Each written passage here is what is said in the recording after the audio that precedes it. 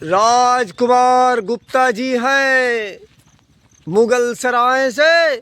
वो आज सूरदास संतोष भाई को चना और मूंगफली भेंट कर रहे हैं। राजकुमार गुप्ता जी मुगल सराय से। ये देखे संतोष भाई, पकड़ो, ये भी पकड़ो। राजकुमार गुप्ता जी हैं मुगल सराय से, उन्होंने तुम्हें चना और मूंगफली के दाने भेंट किए हैं। हम आपकी प्रशंसा करते हैं। हम आप गरीबों का पेट भर रहे हैं। आपके सहारे जीविका हमारी चल रही है, तो आपको हम बहुत बहुत धन्यवाद देते हैं। हम लोग को इसी तरह पेट देते रहें दाना। आत्मदान सबसे बड़ा दान होता है, इससे बड़ा दान कोई नहीं है। जो जल बाढ़े नाव में घर में दाढ़े राम, दोनों हाथ उलीच यही सज्जन का काम। आप दानी दाता हैं, हम लोग याचक बन के आपको दान ले रहे हैं। हम लोग गरीब से हैं, गरीब घर से हैं, हम लोग के पास कोई सहारा नहीं है। हम लोग को दया करिए, हम लोग के पास कुछ नहीं है। राजकुमार गुप्ता जी शायद मुगल सराय से हैं। आपने चना मूंगफली हम लोगों को भेंट किया, आपका बहुत बहुत धन्यवाद। आपकी दीर्घायु की कामना करता हूँ। इसी तरह से हम लोगों को सहारा देते रहें, और भी जो आपके पास जो सामग्री हो टूटी फूटी हम लोग को प्रदान करते रहें। महीने भर में हम लोग को 2 बार सामग्री देते। थोड़ा तेल ओल बढ़ा के आप देते तो सही रहता, क्योंकि तेल जो है वो ख़त्म हो जाता है। आटा भी, चावल बढ़िया, थोड़ा मसाला वगैरह थोड़ा थोड़ा बढ़ा के दीजिए।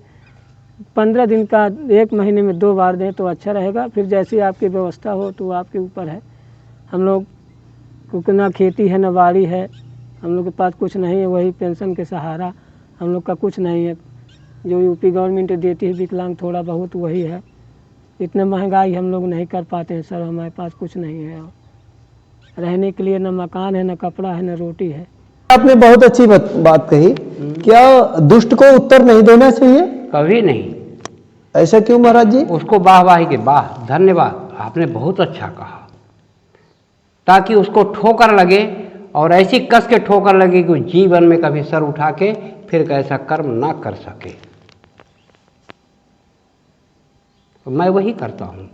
मुझे मेरे ऊपर कोई टट्टी कर दे, पेशाब कर दे, लात मार दे, जूता मार दे, डंडा मार दे, हैं, मैं कुछ नहीं बोलूँगा।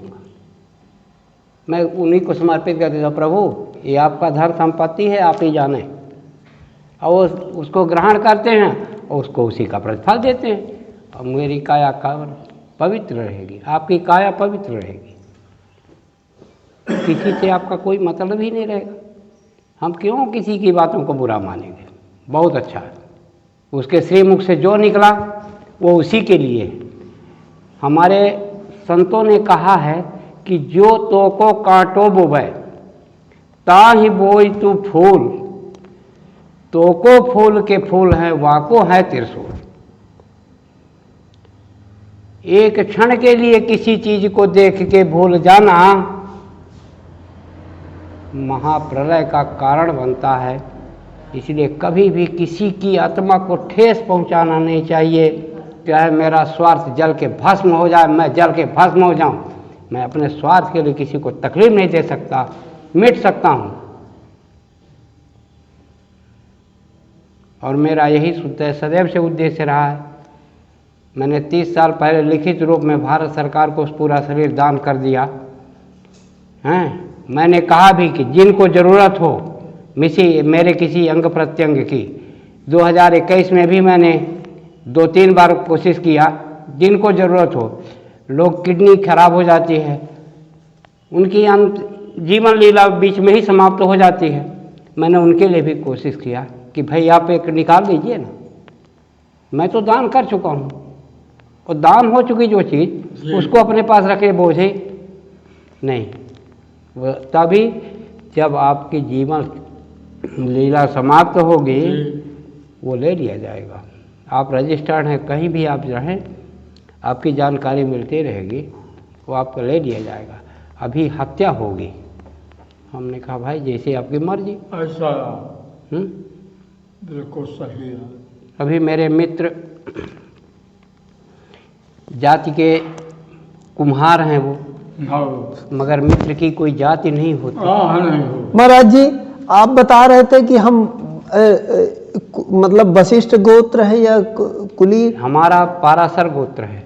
अच्छा, अब मैं क्षमा चाहता हूं, चूंकि महात्मा जी हम नहीं पूछते, लेकिन दर्शक हमें मजबूर करते हैं, इसलिए हम महाराज जी आपसे, नहीं हमें तो सब, हमें जाति वाति से कोई मतलब नहीं है। नहीं भाई, जानकारी देना, हमारी उत्पत्ति क्या है इसकी जानकारी देना और उसकी जानकारी मांगना तो हर किसी भक्त का कर्तव्य है जी।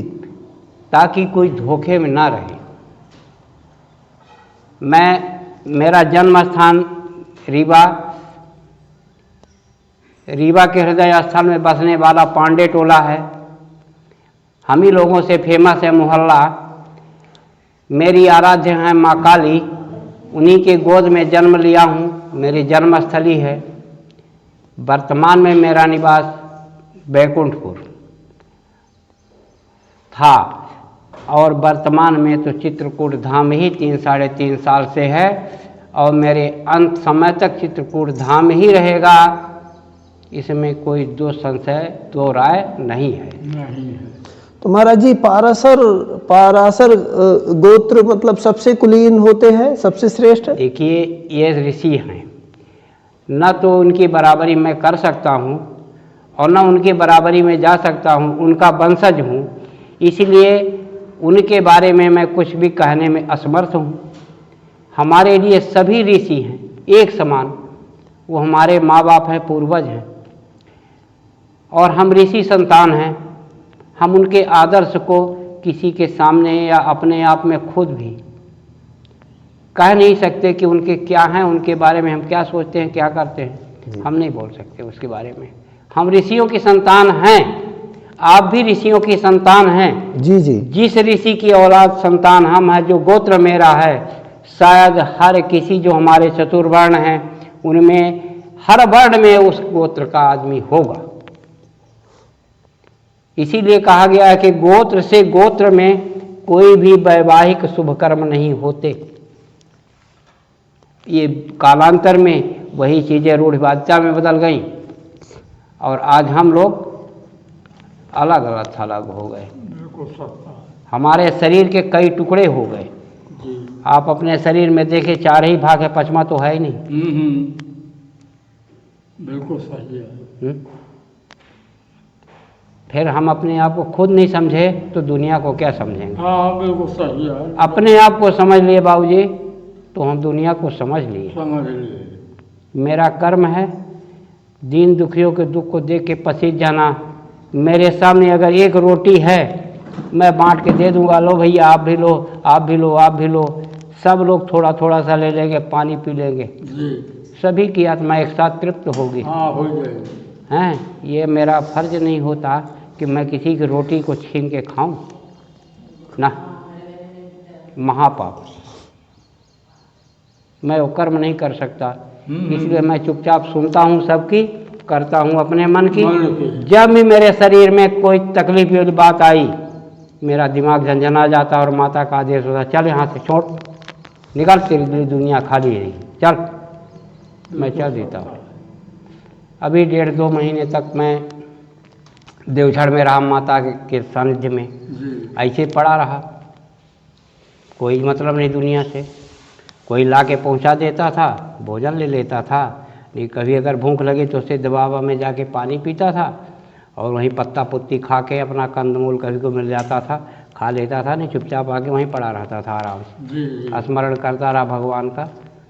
करते करते एक दिन इच्छा हुई कि चला जाए चित्रकूट धाम, जानकी कुंड में देखे, हो सकता है कि कोई व्यवस्था हो जाए। और जैसे मैं यहाँ पहुँचा, धन्य है कामतानाथ स्वामी की कृपा, बरसती है भाई, मघा के बूंद की तरह कामतानाथ की कृपा बरसती है मेरे ऊपर और पूरी दुनिया के ऊपर बरसती है। मैं आया, मेरे एक मित्र मिले, बोले कहाँ जा रहे हैं आप? इधर चलिए यार। तो हमने कहा कहीं मंदिर उंदिर में जाऊंगा भाई, वहीं पड़ा रहूँगा, पारिवारिक घर में नहीं जाता हूँ, मैं पारिवारिक घर छोड़ चुका हूँ। तो बोले कि नहीं नहीं आप चलिए। हमने कहा नहीं जाऊँगा भाई, कहीं मंदिर में पड़ा रहूँगा, या तो इतनी टेबी लगी है परिक्रमा में वहीं पड़ा जी रहूँगा। हाँ। बोले ऐसा क्यों बोल रहे हैं? तो हमने कहा मुझे कल आँख दिखाना है, कल अस्पताल जाना है, तो अगर आपके घर जाऊंगा तो लेट फेट हो जाएगा, 6-7 बजे वहाँ लाइन लग जाती है, मैं पैदल आदमी पैदल जाऊंगा। बच्चे लोग परिक्रमा कर रहे थे, हमारे यही खोई के हैं,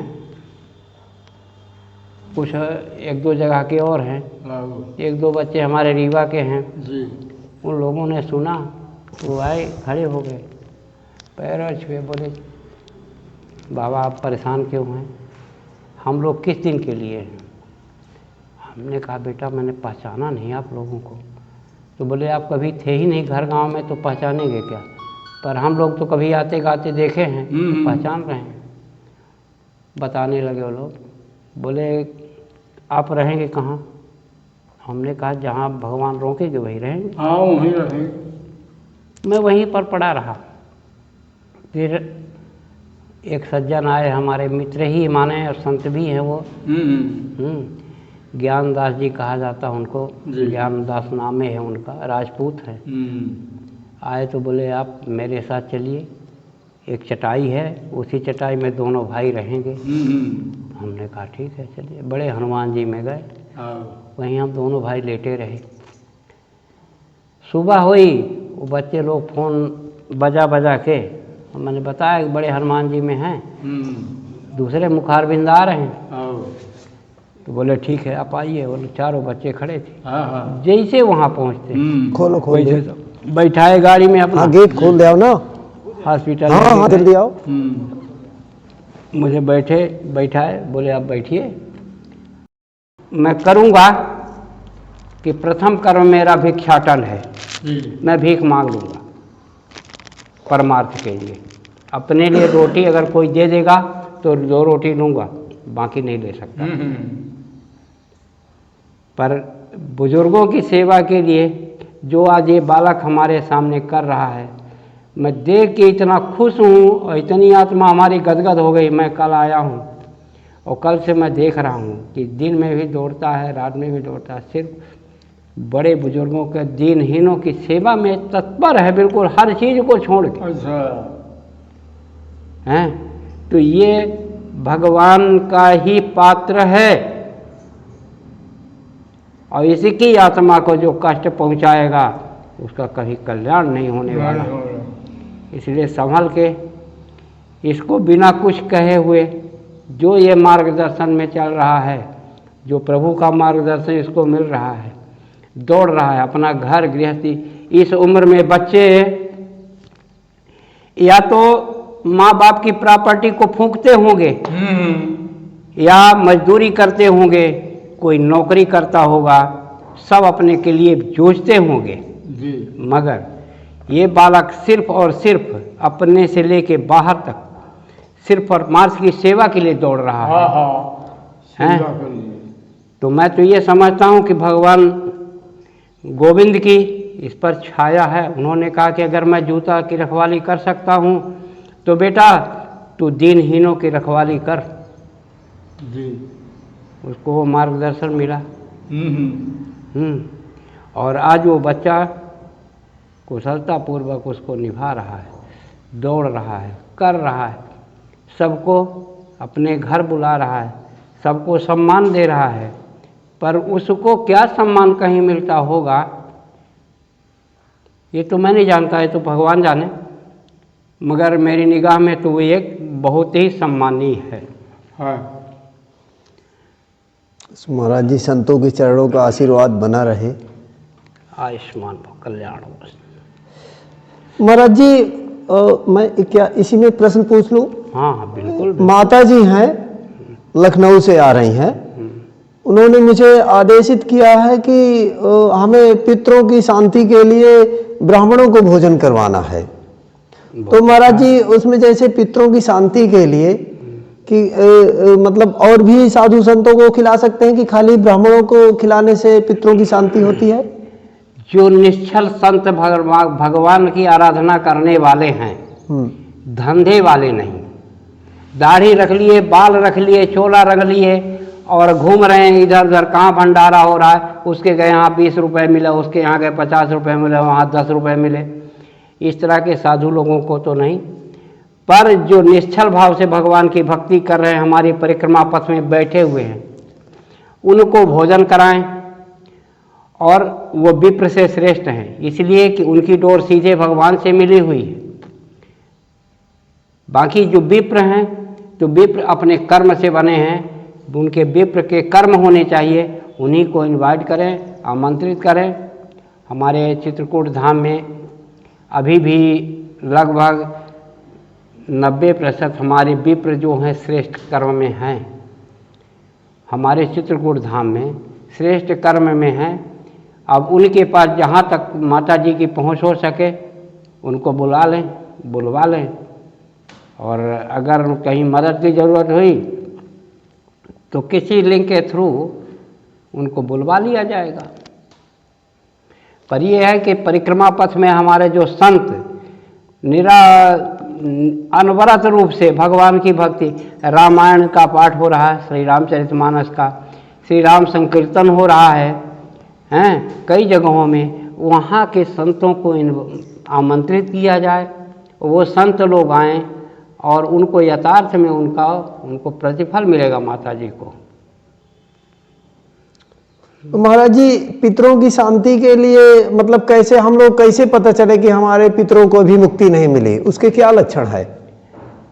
पितरों को शांति तब मिलती है जब मिल जाती है ना, तो हमारी काया ही एकदम बदल जाती है, हमारे मन वचन जो है कर्म है वो बदल जाते हैं, भगवान की तरफ अग्रसर हो जाते हैं।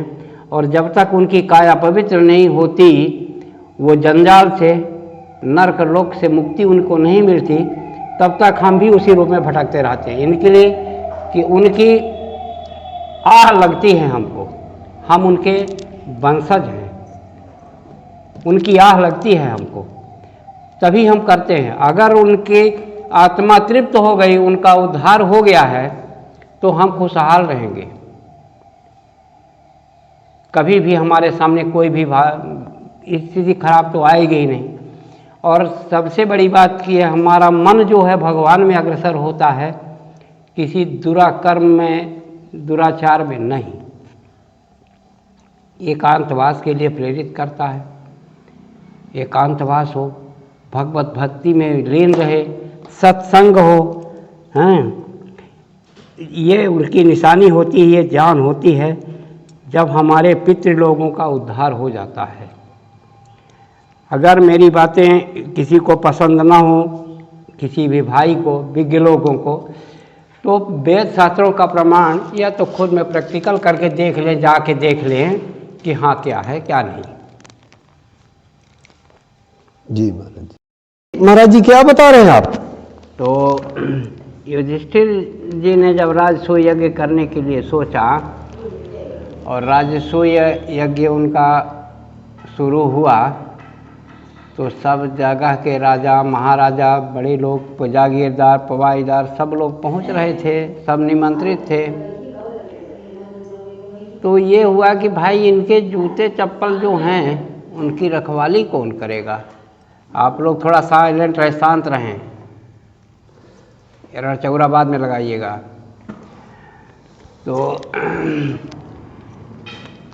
अब उन्होंने कहा कि भाई इनकी रखवाली कौन करेगा?